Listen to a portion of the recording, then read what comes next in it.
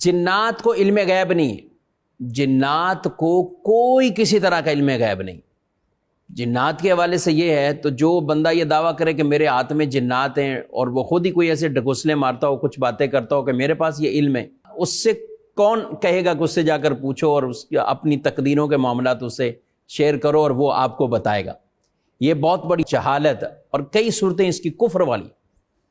اسی لیے جنات کے حوالے سے بھی یہ کہا کہ مستقبل میں جو کچھ ہونے والا ہے، وہ اگر اس کے بارے میں کوئی یہ عقیدہ رکھتا ہے کہ یہ علم ان کو ہے، تو یہ بھی کفر ہے۔ قرآن مجید میں اللہ پاک نے یہ بات تو واضح طور پر ارشاد فرمائی ہے، تبینت الجن ان لو کانوا یعلمون الغیب ما لبثوا فی العذاب المہین۔ کیا کہا کہ جنوں کی حقیقت کھل گئی، اگر غیب جانتے ہوتے تو اس خاری کے عذاب میں نہ ہوتے۔ حضرت سلیمان علیہ السلام نے جنوں کو لگا دیا تھا کہ مسجد اقصی کی تعمیر کرو، جنات ان کے قبضے میں تھے، آتے تھے، ان کام کاج آپ دیتے تھے کہ یہ کرو وہ کرو، تو بڑے بڑے پہاڑ کاٹنے تھے، مسجد اقصی کو بنانا تھا، تو حضرت سلیمان علیہ السلام نے ان کو کہا کہ بناؤ۔ اب یہ بنانے لگ گئے، اور حضرت سلیمان علیہ السلام کئی کئی دن تک آپ قیام کرتے تو قیام بھی کرتے۔ آپ نے اللہ کی بارگاہ میں دعا مانگی کہ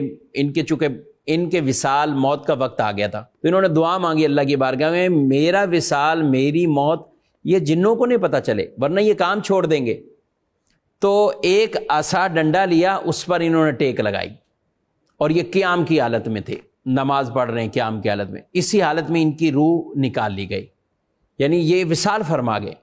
لیکن یہ قیام میں کھڑے رہے، اور یہ کئی عرصے تک ایسا رہا کہ آپ کھڑے رہے، آپ کا جسم مبارک، اور جنات یہ ڈر کر کام کرتے رہے، پوری وہ دیواریں بناؤ، مسجد اقصی کی تعمیر کرو، جنات لگے رہے۔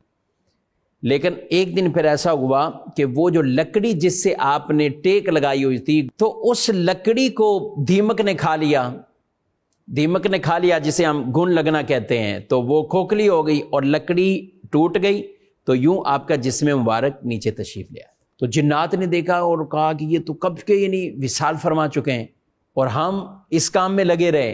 ان کی جو بات تھی ہم اس کو پورا کرتے رہے۔ تو اللہ پاک نے قرآن پاک میں بھی یہ ارشاد فرمایا کہ جنوں کی حقیقت کھل گئی، اگر انہیں غیب ہوتا تو پھر وہ اس مشقت میں نہ ہوتے جس مشقت میں وہ رہے۔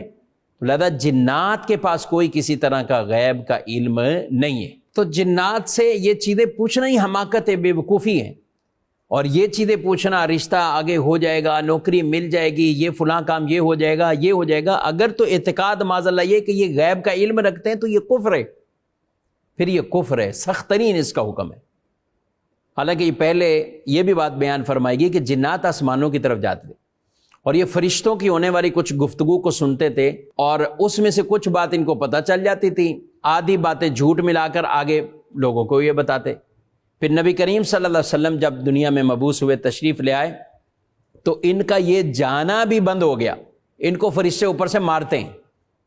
اور وہ دروازہ ہی ان کا اوپر جانے والا بند ہو گیا۔ تو بہرحال حکم خلاصہ کلام یہی ہے کہ یہ پوچھنا، یہ ان سے مستقبل کی خبریں پوچھنا، ایسا کچھ غیب کے بارے میں پوچھنا یہ حرام ہے۔ غیب کا علم رکھنے کا کوئی عقیدہ ان کے بارے میں، جنات کے بارے میں رکھے تو یہ کفر ہے۔